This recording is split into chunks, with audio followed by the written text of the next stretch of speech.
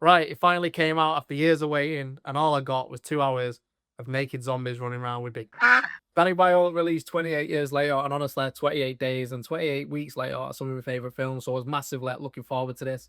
I seen the cast of Jodie Comer and Aaron Taylor-Johnson, and obviously there was loads of hints that Cillian Murphy would be a part of this. There was even people posting pictures of one of the zombies that was supposed to be him from the first film. But what did I get in return? It felt like they just stuck the title 28 years later on it to appeal to an audience that already existed. The film actually wouldn't have been that bad if it was a standalone film, but the fact I built up 10 years waiting for this film to come out did live up to the expectations, really. So the film takes place on an isolated island outside of the north of England, where you can only get in and out once the tide rises and lowers at a certain point of the day. So Alfie Williams' character Spike travels over to mainland England in the hopes of finding a doctor that he's heard about that can rescue his mum from whatever virus or infection she's got at the moment. And it's not long until he comes across what is known as the Alpha.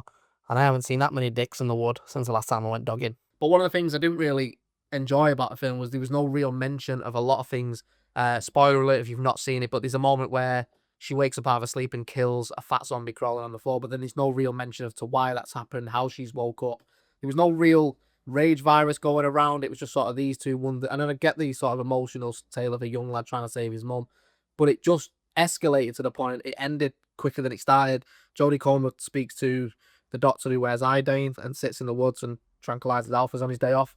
He sat there and said, "Yeah, your mum's got cancer." And then 2 minutes later, he gives a son a skull and just sort of says, "Get on with it, lad." Sticking on top of that, and we move on. So yeah, I didn't really care about Jodie Comer's character. I understood that was meant to be a really emotional scene of a son letting go of his mother and becoming his own man, but and just to end it, we're all waiting for Cillian Murphy to pop up, and then out of nowhere, Jack O'Connell pops up dressed as Jimmy Savile doing backflips and decides to join in and batter everybody. Didn't make any sense to the film. Where have they got brand new shell suits from for the start?